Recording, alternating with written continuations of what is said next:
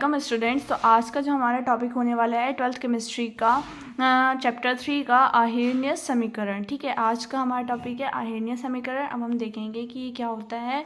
तो हम लिखते हैं कि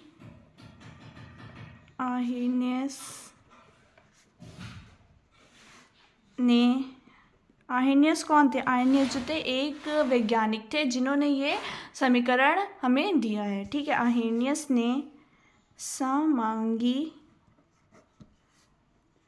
गैसीय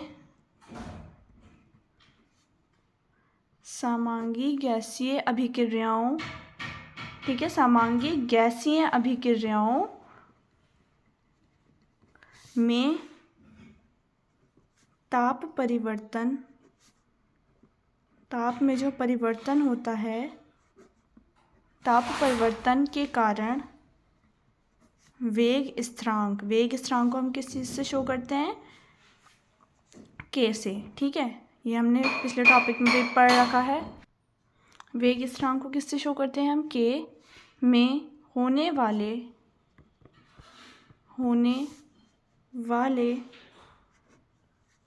परिवर्तन को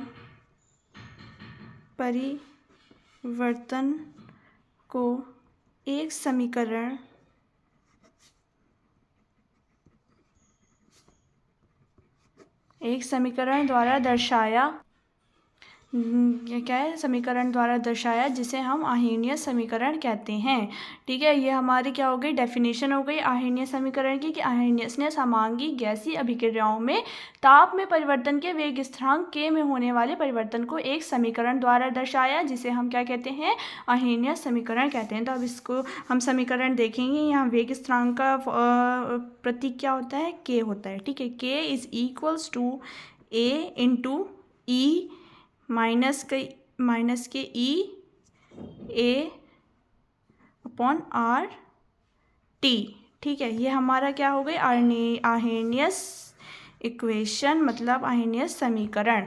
ठीक है, अब हम देखेंगे कि इसको किस किस चीज़ से मतलब इसमें प्रतीक क्या है इसके? के क्या है, ए क्या है, ई क्या है हमारा। ठीक है, तो अब हम देखेंगे के क्या है हमारा इसमें। के है हमारा वेग स्थिरांक। ठीक है, क्या है? वेग स्थिरांक। ठीक है, ए क्या है इसमें? आवृत्ति गुणांक।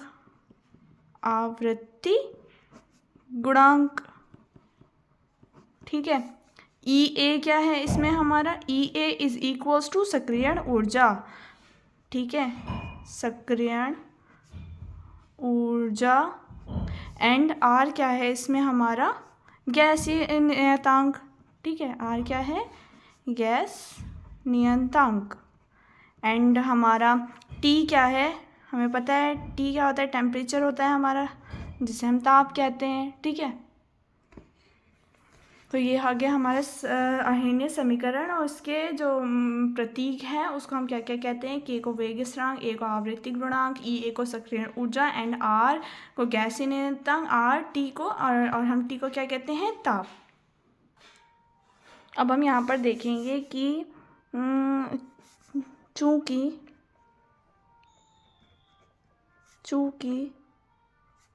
सक्रियण ऊर्जा का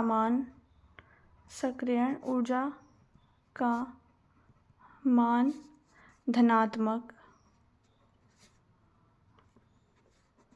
धनात्मक अभिक्रिया ऊष्माशोषी हो या ऊष्माक्षेपी हो। ठीक है, अभिक्रिया, हम इसको ब्रैकेट में लिखेंगे कि अभिक्रिया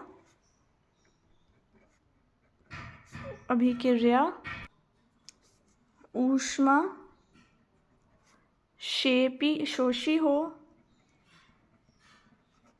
या ऊष्माक्षेपी हो। ठीक है, ऊष्माशोषी हो या ऊष्माक्षेपी हो।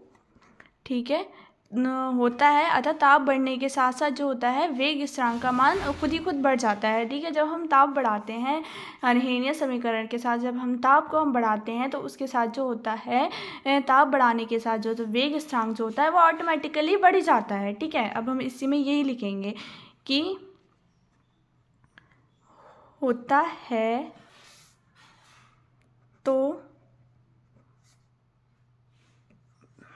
ताप बढ़ने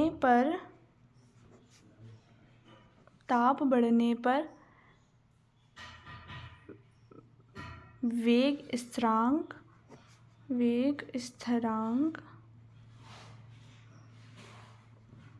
सदैव बढ़ जाता है। ठीक है,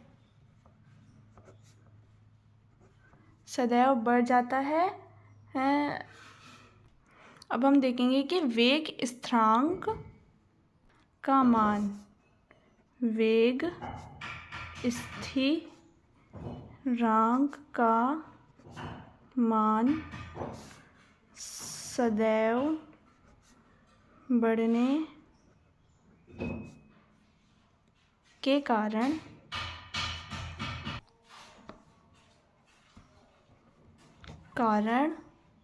अभिक्रिया का वेग भी सदैव तापक्रम बढ़ने के साथ जो होता है बढ़ता है। ठीक है, अभिक्रिया का वेग, इसको हम ऐसे लिखेंगे कि वेग स्थिरांक का मान सदैव बढ़ने के कारण अभिक्रिया का वेग सदैव तापक्रम बढ़ने